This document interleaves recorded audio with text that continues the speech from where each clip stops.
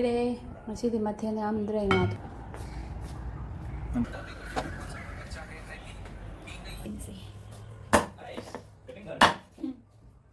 Cutting sih. Dada. Dada. Sobila. Poha breakfast की सेमगे Tahu saya, mau ketemu dengan jiran anak, gitu ya. Bayarnya kok gak dikam.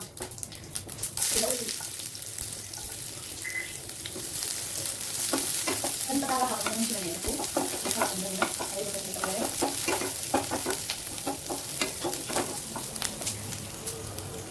Sini sih, sini powder nih.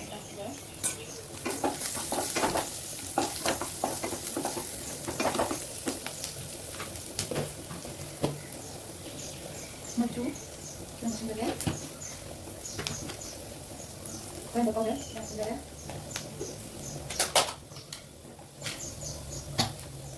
Jadi tak powder. Itu betul. Jira powder. Minit taram tinggal hantar ni, cuma hantar saja. So, ani dua yang kali ya, hantar tinggi berbeda.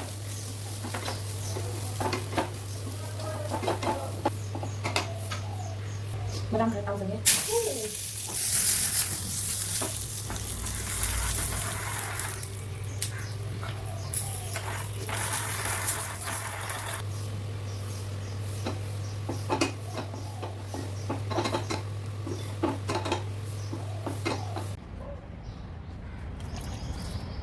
Dada, breakfast lo ya bani.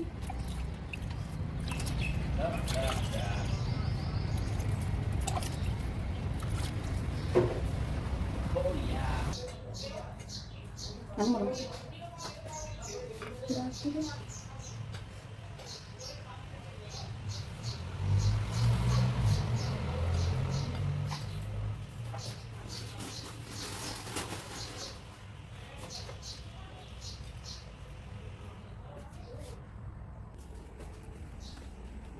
Ay breakfast mo. Air. Nanti sana tinggal. Lagi di kereta apa?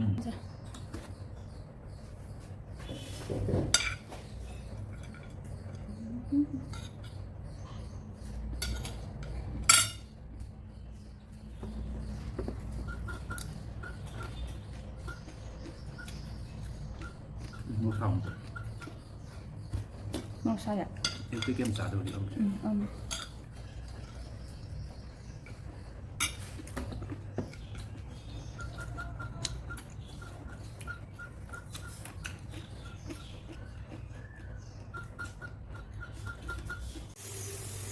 Lunch के nga muk thongjarage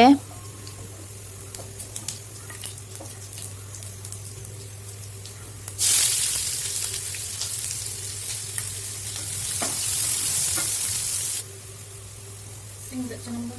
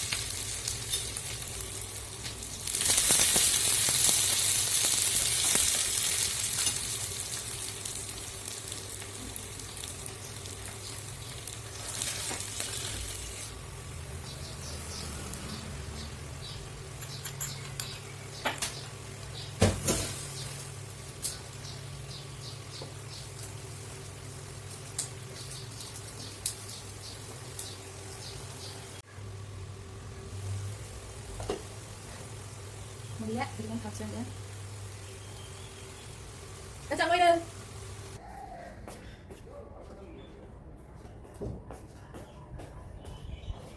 เราจับไว้เลยมันชื่อที่มาเทน้ำเดรนาทุ่งบักตังไอ้สิ่งยังขราบอยู่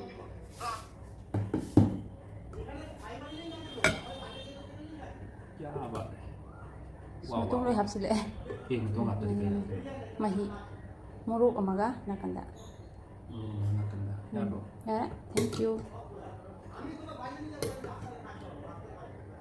Sorry ba? Ma'am, ay do sila layer. Chana ba do? Pudra ba?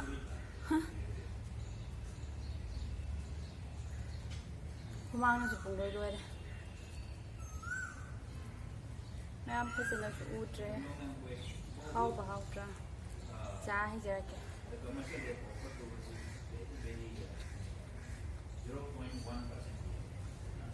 Alright. Nga do ako'y sihik mamangda lambi ni dito da dum yon bala eh.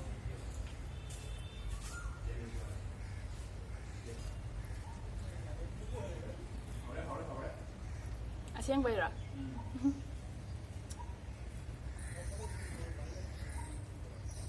Daday phone ko lang lakpa di ay asay sa mga ito sa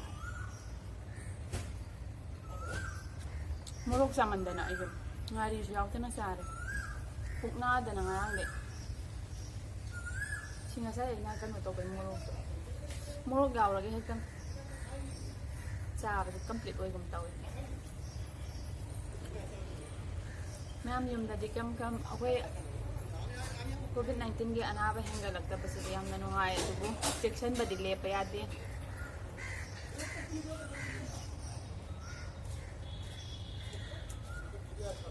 Myanmar rom da na ba yam yaure hai do. Ha. Ako'y sige blog si magtadi. Anaba yaw tari adubo. Ako'y sila yam kanal lap na te dara minute taramok sa laga oy gadra. Siday kilometer amma gumay jang lap alay badadi. Ako'y step oy bayaw re na hay do ako'y kihidan ako'y sukumkumre.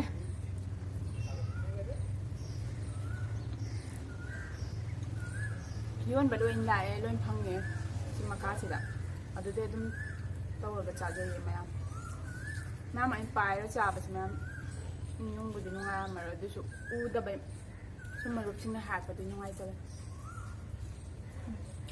hala ay irom ba sing ju chada ba ko ile chaninge ngani loi gare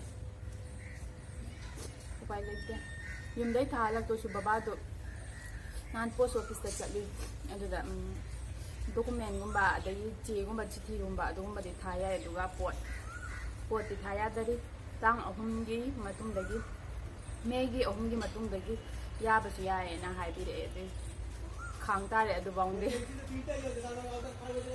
ma te gi de ma akang ba nga ri ba ma ri yaw tra de complete oi dran ni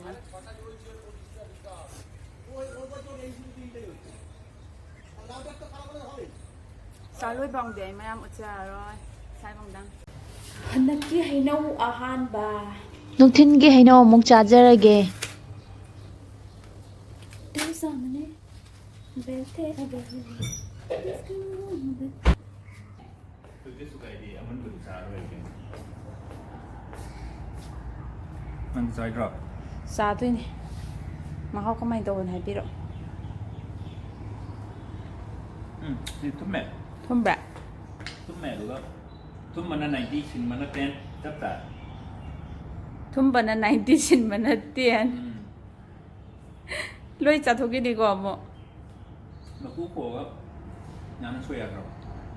Maku ko pa do sidang nungai tra bai mun la bai Salo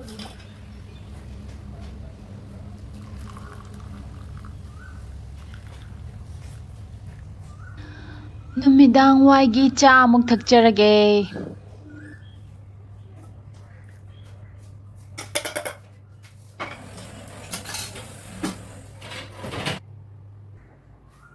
Ta cha loi re Mapan thak sai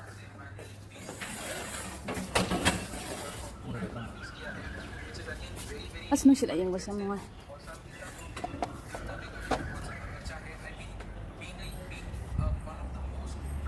ꯄꯥꯛ ꯑꯩ ꯋꯥꯛꯀꯤꯡ ꯌꯥꯝ ꯆꯠꯅꯤꯡꯉꯤ ꯎꯄꯥꯏ ꯂꯩꯇꯦ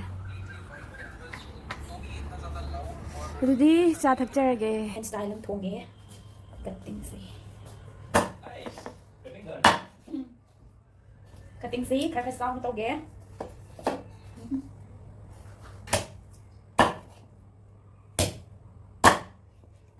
ꯅꯨꯃꯤꯗꯥꯡꯒꯤ ꯗꯤꯅꯔꯒꯤ ꯑꯃꯨꯛ ꯁꯦꯝꯖꯔꯒꯦ ꯅꯪ ꯂꯣꯏ ꯊꯣꯡꯖꯤꯜꯂꯣ ꯍꯥꯏꯔ ꯑꯂꯨ ꯍꯥꯞꯇꯅ ꯊꯣꯡꯒꯦꯀꯣ ꯉꯁꯤꯗꯤ ꯃꯈꯜ ꯑꯃ ꯃꯦꯔꯤꯅꯦꯠ ꯇꯧꯔ ꯊꯝꯈ꯭ꯔꯒꯦ ꯆꯝꯄ꯭ꯔꯥ ꯈꯤꯇꯪ ꯁꯨꯖꯤꯟꯖꯔꯒꯦ ꯃꯣꯔꯣꯛ ꯈꯤꯇꯪ ꯍꯥꯞꯆꯔꯒꯦ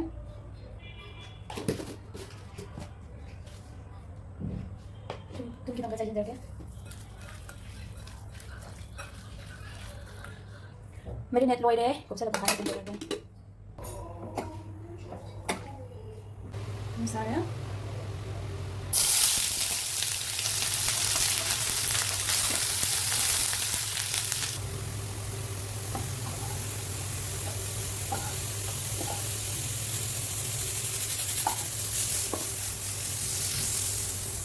ginger garlic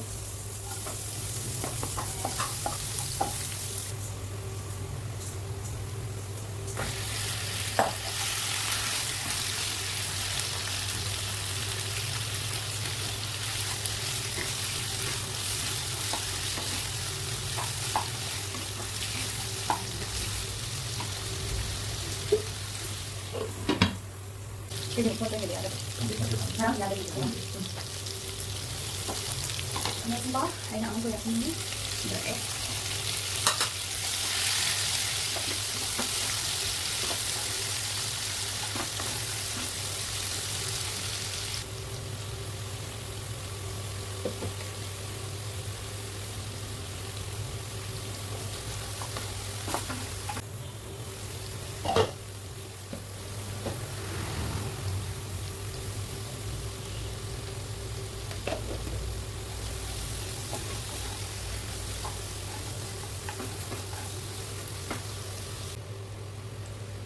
butter phải hapsage fadigon sa haptong yedo fadigon later mina hapsar lo agi yen thumba loi jare dada sar se loi jare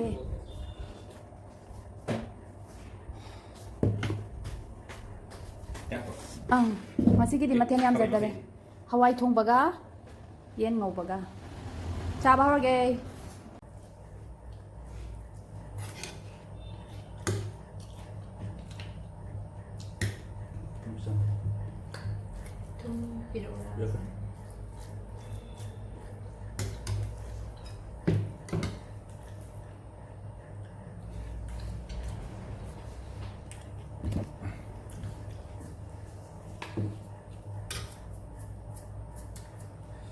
lấy trà là kì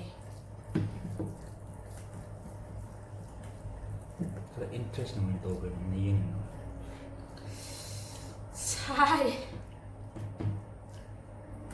nhìn nó chọn ấy quay không không là cái gì tung keo xong kìa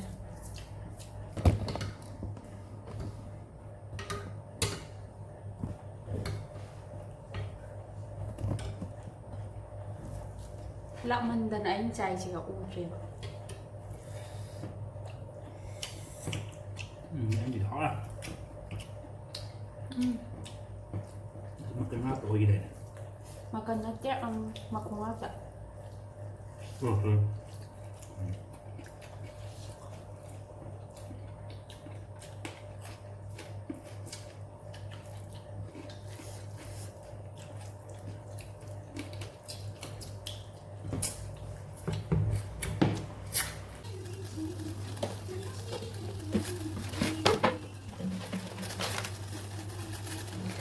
ꯁꯧꯒ꯭ꯔꯤ ꯃꯄꯥꯟꯒ ꯆꯝꯄ꯭ꯔꯥꯒ ꯈꯣꯍꯤꯒ ꯊꯨꯝ ꯈꯤꯇꯪ ꯍꯥꯞꯄꯦ ꯍꯩ ꯃꯍꯤꯅꯤ dinner ꯃꯇꯨꯡꯒꯤ ꯆꯥꯕ ꯇꯨꯝꯅꯕ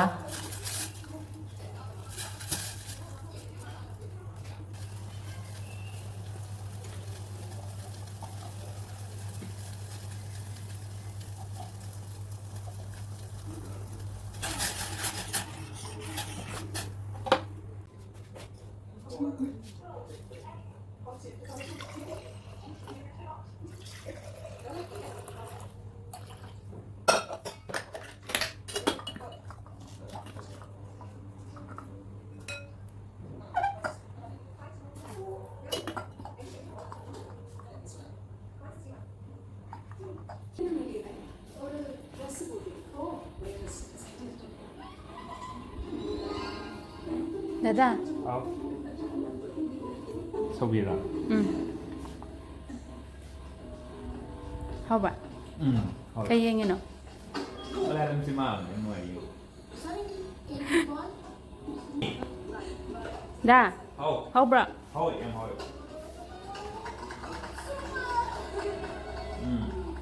Wow. 다다 비타민 C चारसे सिलिन 아마 판매량이 있었다는데요.